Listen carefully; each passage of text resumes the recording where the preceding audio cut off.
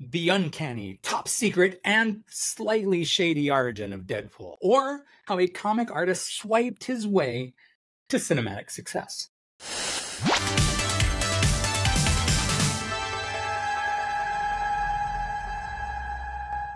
Deadpool and Wolverine is the biggest movie on the planet right now, but where the heck did Deadpool come from? Let's find out. Created by comic book artist Rob Liefeld and writer Fabian Nicieza in 1990 for the comic book The New Mutants, he was a badass sword and gun wielding killer for hire with a penchant for humorous banter, better known as the Mirth of the Mouth. Now, that Deadpool wasn't quite the same as he is now. He didn't have the insane healing factor that makes him unkillable, he didn't have the unique visage beneath his mask, and he hadn't yet learned to break the fourth wall. Oh, I'm touching myself tonight.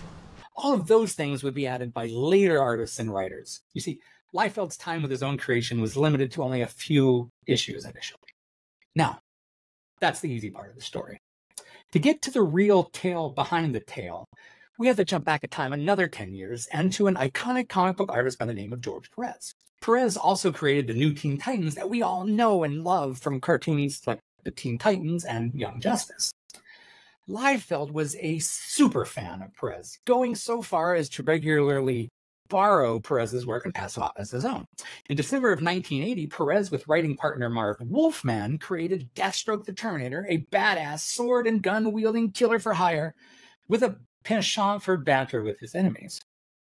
Now, that character was insanely popular then and remains so to this day. And you know young Liefeld was all in as a reader of the Teen Titans. So much so he would once again borrow from Perez and use it as his own. The looks of the characters down to the masks, the sword across the back, the guns and knives everywhere, and the pouches, so many pouches, were more than just a touch similar between the two characters. Liefeld's co-creator even joked that they had just ripped off the Terminator. So the duo named him Wade Wilson after Deathstroke's Slade Wilson. That's just lazy writing. But that's still not the entire story. You see, it gets even more complicated than that because a few months before, Perez was working with DC's competitor, Marvel Comics, where he and writing partner David Michelinie had created the Taskmaster, a badass sword gun-wielding killer for hire with a penchant for humorous banter, a merc with the mouth, if you will. Sounds familiar. I know, right? And that is how a comic book artist helps spawn a billion-dollar franchise by borrowing the work of another comic book artist who had already stolen the very same idea from himself.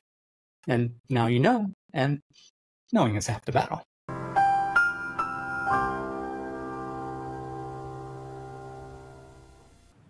It's over.